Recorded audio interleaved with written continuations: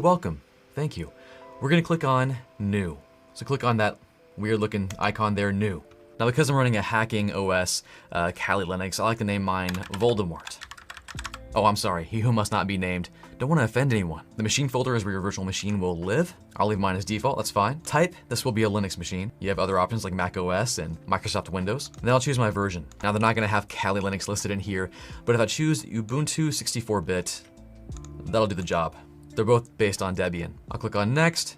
Now here's where you get to decide how much of your computer's resources you're carving out to give to this new computer. First is the memory, and he's having a heart attack right now. I'm not sure you can hear this. And you want to be careful with this. If you give this computer too much memory, you're going to have a hard time. Give your guest just enough. Just give him the one room. Now my laptop has 16 gigs of memory, so I can afford to give him a bit extra. Now a quick way to determine how much you can give your computer is to look at Task Manager. So if I right-click my taskbar down here and click on Task Manager and click on Performance, I can see how much CPU and memory I'm using. Now you'll want to check this with all your regular apps open, so you can get a good baseline for how much you can give your virtual machine here. So I'm pretty good. I'm going to give mine a healthy 2 gigs of RAM. That'll be 2048 megabytes. And I'll click on Next. Here we're creating the hard drive for our new computer, which is kind of crazy and cool. We have a few options, but if this is your first time ever doing this, the one default is fine. Create a virtual hard disk now. By default, it's going to be 10 gigs in size, so make sure you have some space available on your hard drive. We'll click on Create.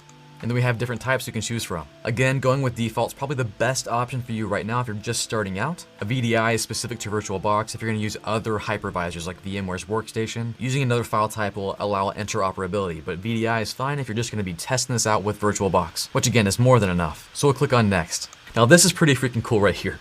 So for your hard disk size, we are going to say to the operating system, to our new computer, it's going to be 10 gigs. But the hypervisor is smart, and it won't actually take up 10 gigs on your hard drive unless it needs to. It will dynamically adjust its size, as long as you have the dynamically allocated option selected. You can go with the fixed option, which does increase your performance a bit, but I always choose dynamically allocated, and it works great. So click on Next. And then our last thing with our hard drive, our storage, is we choose where it's going to live. So again, you're going to put this somewhere where it actually has space available, and then choose your size. I'm going to bump mine up to about 20 gigs. There we go. And by the way, most of these settings you can go back and change, so don't fret too much about this.